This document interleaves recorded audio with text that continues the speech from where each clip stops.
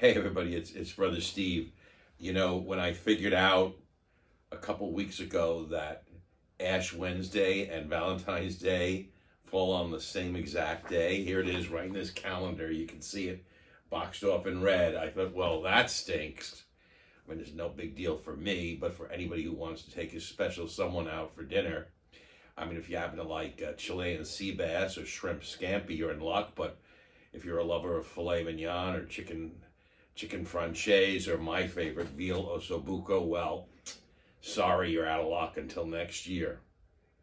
Yeah, I really thought, that's terrible news that Lent, the beginning of Lent, Ash Wednesday, and Valentine's Day are both on the same exact day.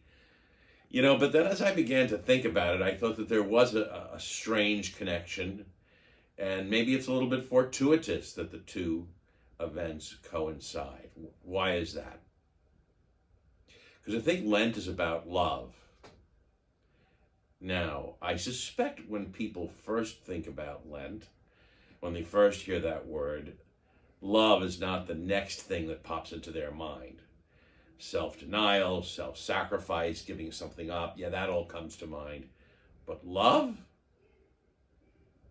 Yeah, because love is what makes all those sacrifices possible. Love is what makes what could be a heavy burden into a lighter burden, into what we might call a labor of love.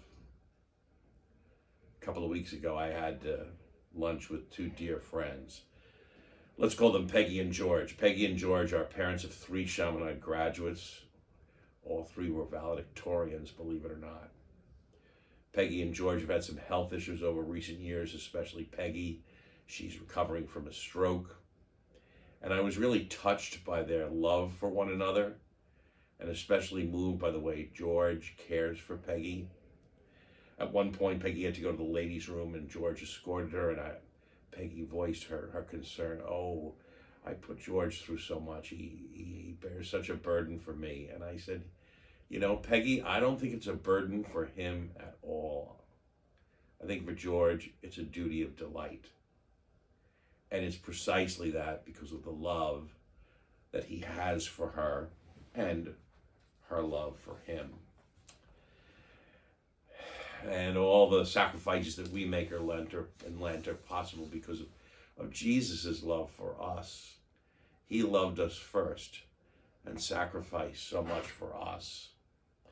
And that's why we can love him in return and make sacrifices for him as well. Father Pedro Arrupe, who was the Superior General of the Society of Jesus, the Jesuits, from 1965 to 1983, he penned these famous lines about love. I use them in class oftentimes. Nothing is more practical than finding God, than falling in love in a quite absolute final way. What you are in love with, what seizes your imagination, will affect everything.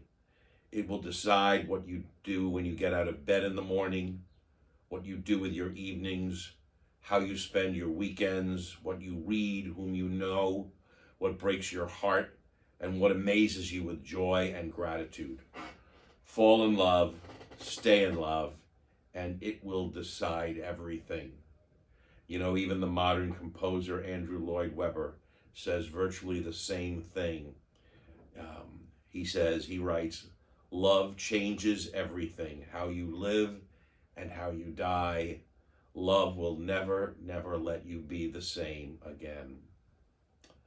And so as we enter into this Lent tomorrow, let us remember God's love for us, Christ's love for us, and our love for him.